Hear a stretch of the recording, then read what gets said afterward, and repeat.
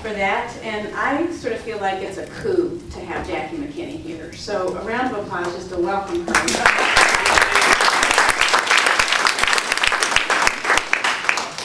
So people say she's a survivor of a this and a that. She's a woman. She's a mother. She's a consummate grandmother. She is my friend.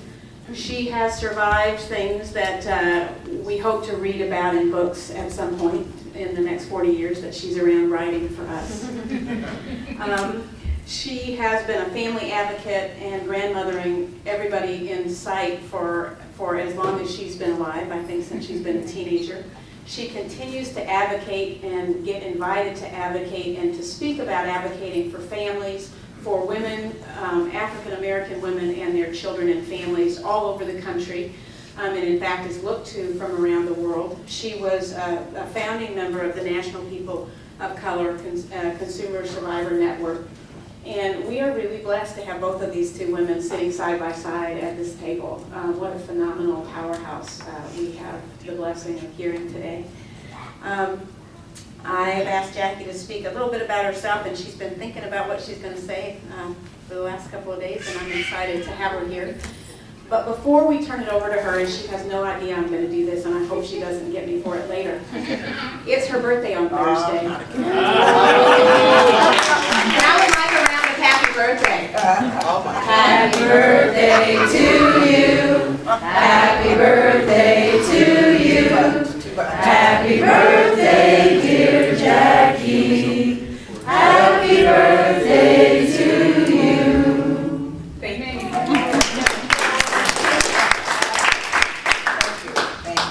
Thank you. Especially thank you for that 78th birthday. We sure don't book it. Is it on? I think it's on, but you might need to keep it close to your face. Okay. So I'm going to be 78 on it. Jacki, point it more at yourself. There, Like get this? closer. Guitar hero style. There you go. Okay. So I'm going to be 78 on the 18th.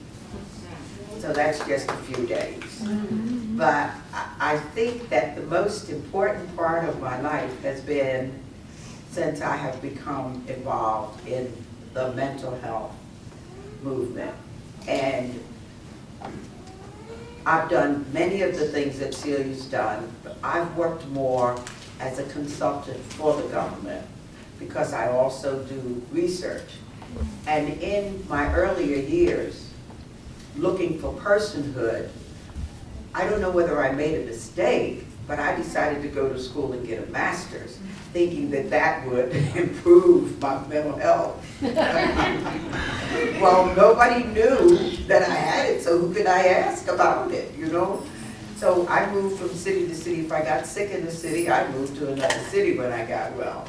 That way, you know, you start clean. I started clean many times until I met the people that Celia was describing to you, and realized that there was an open opportunity to work on creating a consumer, and we didn't call them consumers then, we called them mental patients.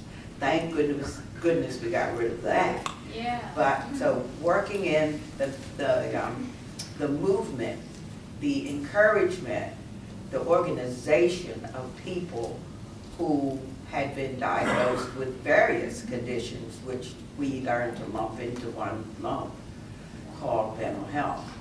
And what I've been doing in the last few years is working in the trauma area, because I worked with the federal government. For 5 years, I worked on a research study known as Women Co-occurring Disorders and Violence Study. The federal government, when they first got the computers, began to count. The same names were turning up in substance abuse, mental health, prisons. They said, what are they doing? Cheating us, getting checks or something? So they came to look, and what it turned out is that if you have trauma, you could end up in any place, including as a governor. You could end up any place, because trauma was universal. No one had ever heard of it. So that began a new career for me. And in the trauma, I began to recognize the fact that people of color were not really coming to the table. And so today, what I wanted to say to you, talk to you about, was some ways that we, because it's not your problem, it's our problem. We could encourage more people of color to not only join as this very brave woman has, and many others, but not enough. That people, instead of hiding, would join us in some way. And the best way to do that is to talk to people who are organizing and understand what organizing and coming together collectively does. Because many of the people who have these issues, they don't want anybody to know until they get sick. And then they do what I did, they move. So I wanted to just share with you some of the tenets of this idea of how do you get African Americans who are really invested in change, to join us in our many, many endeavors to make a difference in the lives of people.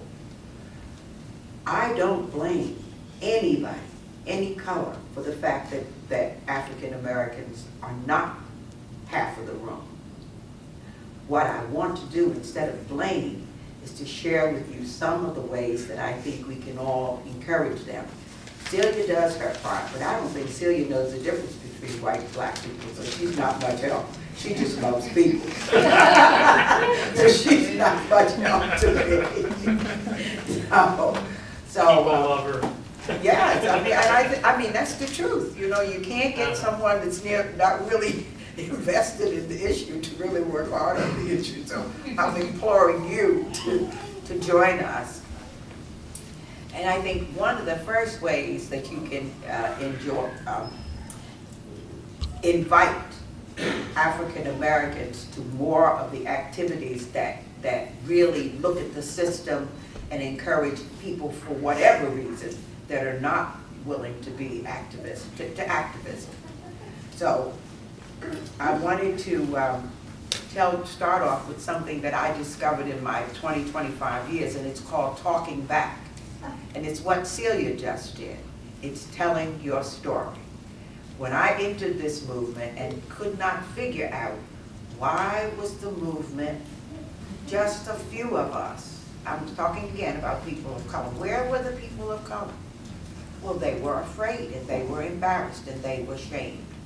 And so I want to share with you, I want to share with you a few of the ideas that I have about how we can all, and this is not just for you, this is for all of us, including Celia, right?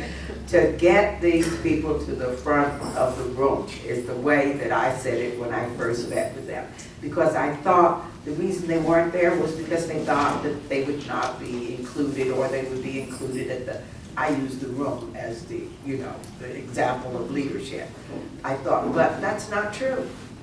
It's not true. So I've stopped talking to them because I can't get them in the rooms, and now I'm imploring on you, the people who are in the rooms, I hope to give you some more information that might help you, to help me, to get more African Americans to become activists, to become open activists. Many of them will do things undercover, or if you're not there, but we just can't get enough of them to really take this on. And it's about the shame in our community. Shame is big in our community. It comes from slavery. And in America, how anybody could be ashamed, none of us did it. We shouldn't be ashamed of it. It's part of our history, and we should say no more. So, talking back, as I said, what are some of the factors that discourage African Americans, or would encourage them to participate? Can we identify ways to demonstrate what may be a potential avenue of resistance or healing for African Americans? I think we can. Some of the steps are suggestions for us to encourage the participation of this population. What are the benefits? We have to talk about benefits. What are the benefits from participation and finding our voice? How? I believe it's a single line. approaching us as teachers rather than learners. Approaching us as teachers rather than earners. By that I mean inviting us to do what Celia just did, tell your stories. I have found it to be the most effective organizing tool that I've ever worked with. As you can probably guess, I was always someone that was interested in organizing. Always an activist. Most of the time, I'd be the only brown face in the room. When I came into this movement, there were more, but they weren't coming up to the front. And it was an invitation. You didn't have to be special in any way. They wouldn't come to the front. They'd sit back there. They wouldn't come to the front. So what I'm trying to do is to share with you some ways that I believe, and I've been doing this since 1990, so I know a little bit, if not enough. How do you encourage African Americans, and some of us, of course, still use the words black, but how do you encourage the people of color, any people of color, to join us in changing the world, not just for people with mental health disabilities, but for anyone who's at the back of the room and has an issue that they feel in some way discriminated against. It's not just African Americans, but it's African Americans that I want to concentrate on today. I think that we have to start off by understanding that the benefits, you have to be able to say to African Americans what the benefits are. And the benefits that I wrote are healing yourself and your family. Healing yourself and your family from shame that doesn't even belong to you. Helping others in your community. Once you step out, Celia already said it, others will step out. But they won't step out if it's only one or two, and it's 50 or 60 of others. They need to see people like themselves in the front of the room. And you can organize them, and you can invite them. Well, the next point that I want to say is it gives new life to communities. If you can help people to the front of the room and they can learn from you, then they can go to communities that you haven't been able to get into. Communities like schools. Very, very often, students have to leave schools if they have breakdowns or if they become ill. But if we encourage more people like we do to be in the schools as students, they could form a caucus like Celia said they did. So these are the things that are really bothering me and that I really want to see. I have spent, as I said before, most of my life hiding and moving, but I haven't done it since 1990. I've been free. So you can tell people that this is a freeing movement. What we do doesn't in any way keep people in the back of the room. It definitely invites us to the front of the room and invites us to participate. And it's fairly easy once you're invited. Another thing that I want you to know is that this would be a new direction, but it wouldn't be a new organizing tool. Many groups organized this way before. It may not have had a color content. For many African Americans, participating is a symbol of talking back. That's the way they talk. That's the way they call it. They talk back to social structures that attempt to maintain them in positions of silence and subjugation. What happened to you replaces what, Celia? If you don't say what happened to you. If people come to the table, they say, what's wrong with you? So people come to the table saying, what's wrong with you? But what Celia says to people is, what happened to you? Once you ask, that's all it takes to get them interested, because they have stories. They just don't know their stories. So when people say, this is what's wrong with me, say back to them, no, tell me what happened to you, because there's nothing wrong with you. Many of us have different issues. So that is really the other piece that I really want to talk about today is that African Americans consider themselves invisible in many instances. And what Celia referred to is, once we came upon the idea of asking people to tell their stories, they would slowly but surely come to the front and talk about their stories, because what? They owned their stories. So they felt that instead of being followers, they were being leaders. That's what they want. They want to be in the front of the room but don't know the way. So that's a very important tenet of saying to people, you can come and tell your story. It's not the 10 steps to activism. It's not the book that somebody wrote. It's your story will make a change in your life and the lives of others. That is so critical. And I have seen people that wouldn't even say hello once we asked them to tell their story. Everybody doesn't tell it the same way, but we don't coach them. We don't tell people how to tell their story. We just tell them to tell your story, tell it how you see it, tell it how you think about it, and you will see a change in the people. But you have to be the inviters. You have to invite people to the meeting. You have to invite people to come and be a part of something. We can change this. We can change the stigma of having mental illness, because we've done a pretty good job, all right? And you too. We haven't done this by ourselves. I don't want to have you think we did this by ourselves.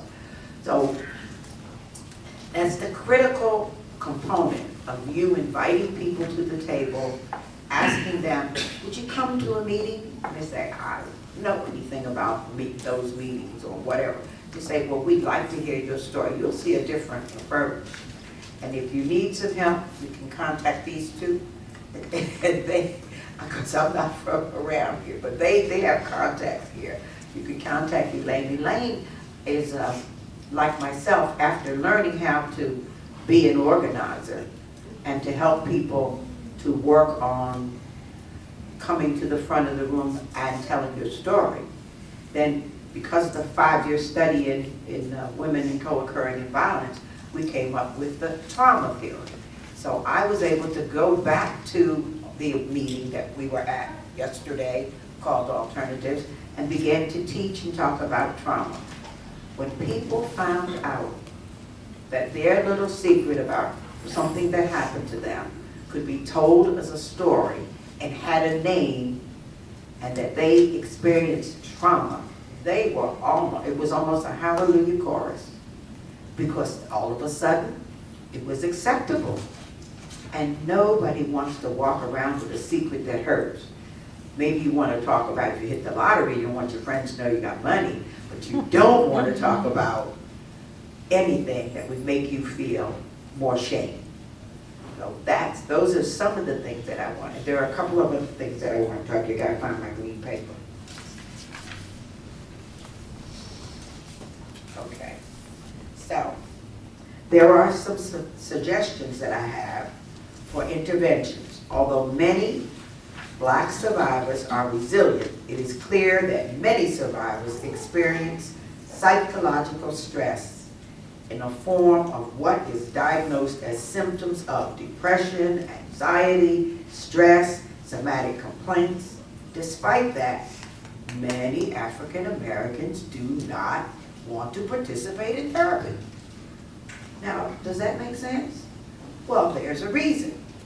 Here are a few techniques that are culturally sensitive, which we consider as peers and providers, and hope that you will find helpful in responding to people's needs.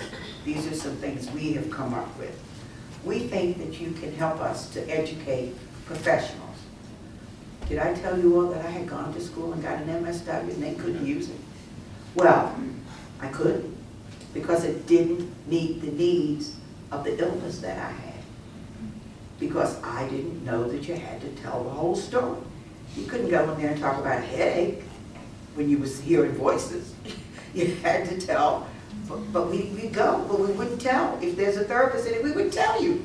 Because we didn't have permission from ourselves and from our colleagues. My mother would have well, my mother's not here, but if she had been, she would be gone if she heard me tell this story.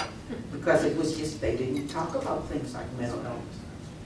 Everything that happened to them was shaped in shame. Okay.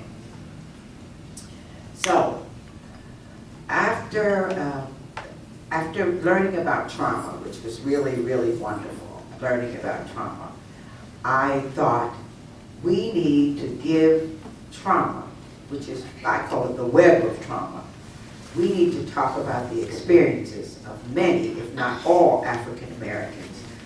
We need to talk to them about violence. And we need to tell therapists, ask them about violence in their lives. Not just what happened to them, what happened to their grandmother, what happened to their uncle, what happened to their cousins. These are the things that draw people into the room, because it's another secret. We have so many secrets that we are afraid to come into your room and your workplaces. Another thing that we can do is we need to draw on the strengths. Ask people, what did Celia told you some of the things that she did. Draw on their strengths. So many of us forget that when we're organizing, that people have something that we call strengths, and that they would be delighted to talk about healing, talk about trying, talk about doing. What they don't want to always talk about is failing, not trying, and losing. Now, another thing that helps us to draw people into the room and into our collective efforts is encourage people to be activists. You are activists. Encourage them and tell them to bring their resilience around being trauma survivors. Tell them that people want to hear from them. They want to know what's going on. It's the only way that we can change the world, is by accepting people and helping them to accept themselves. Elaine mentioned trauma, and I love what happened when I began to know more about trauma, or what I call trauma healing, or what I call sometimes the web of trauma. Does everybody in this room know what trauma is? It's the long-term effects of something that happened to you, that you're walking around with, but that until you recognize it and share it and begin to work on it as an asset, it will stay and it will really pull you down. Helping trauma survivors to learn to live again and accept the full reality of what happened to them, the full reality, not part of it, will free many, many people to join us in these endeavors.